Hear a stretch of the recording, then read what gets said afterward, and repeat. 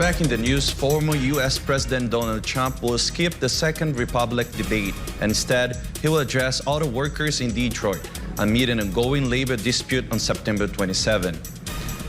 He plans to criticize President Biden's electric vehicle policies and court support from blue-collar union members amid an ongoing labor dispute in the auto industry. This move indicates Trump's focus on the general election, aiming to win back working-class voters who supported Biden in 2020.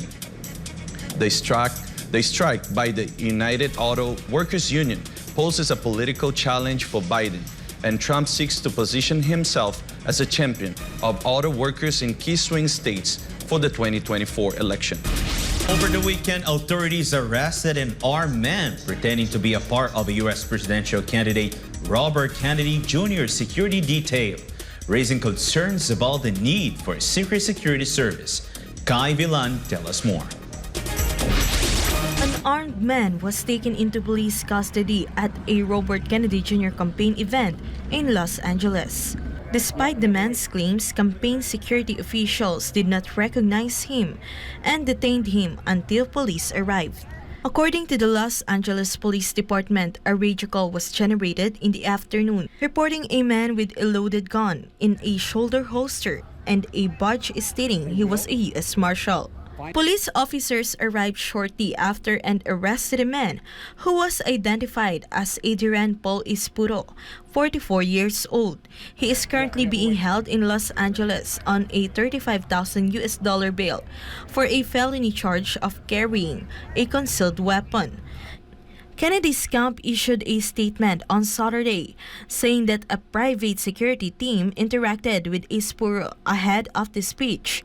Espuro insisted that he was part of Kennedy's security detail and asked to be taken to him immediately. Kennedy Jr. had been asking for Secret Service protection, and following the assassination scare, his campaign manager had written to U.S. President Joe Biden asking for a Secret Service protection for the presidential candidate.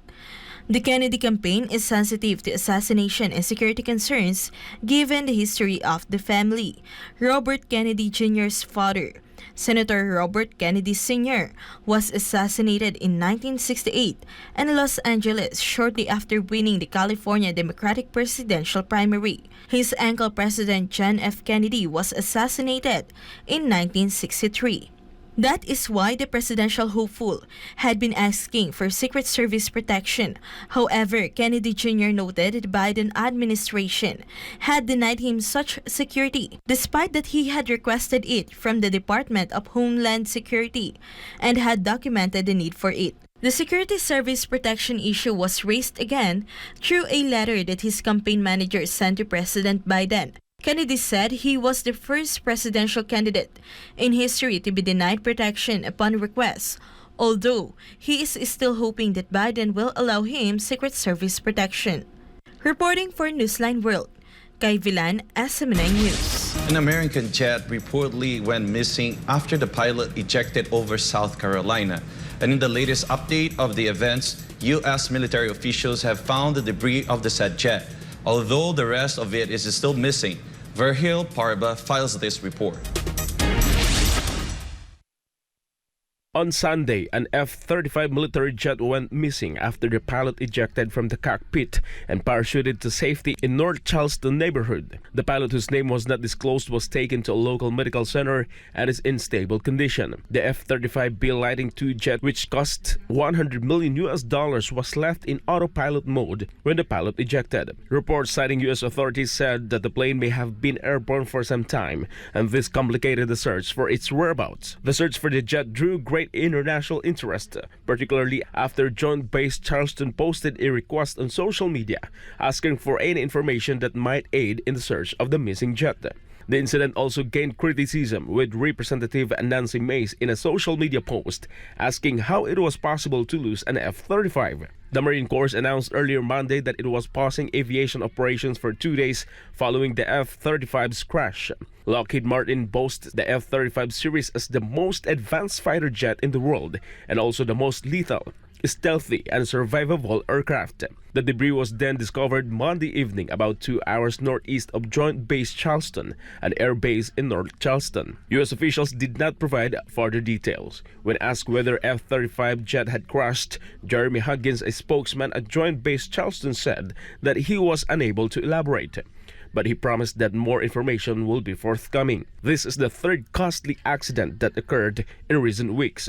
On August 3, U.S. Marines were killed in a crash of a V-22B Osprey Tiltrotor aircraft during a training exercise in Australia. On August 26, a Marine Corps pilot was killed when his combat jet crashed near a base in San Diego during a training flight.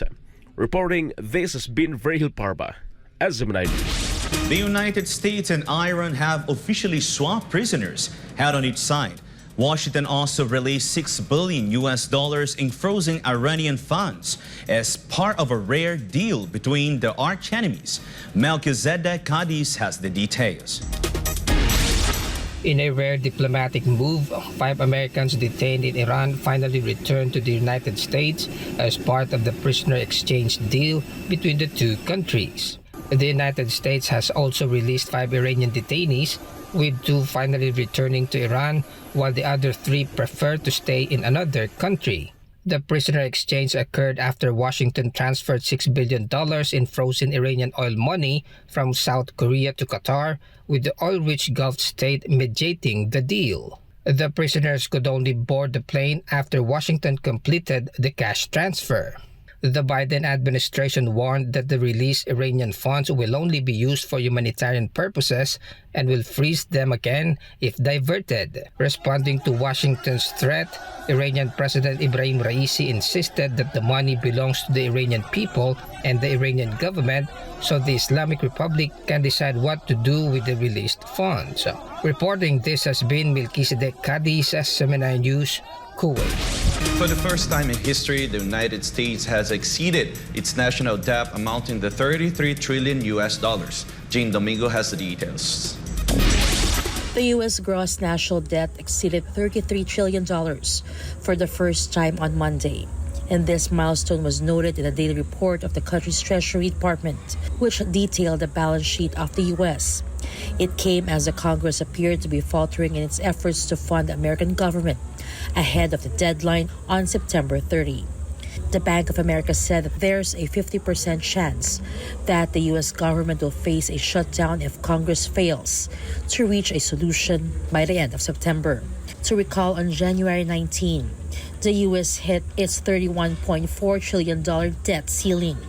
In June, a debt ceiling bill suspended the effect of the U.S. federal government debt ceiling until 2025, and then the size of the federal government debt quickly exceeded to $32 trillion. To recall, Fitch, one of the 3 major independent agencies that assess creditworthiness, downgraded the U.S. long-term foreign currency issuer default rating to AA+ from AAA over concerns about the high and growing debt burden of the U.S. government.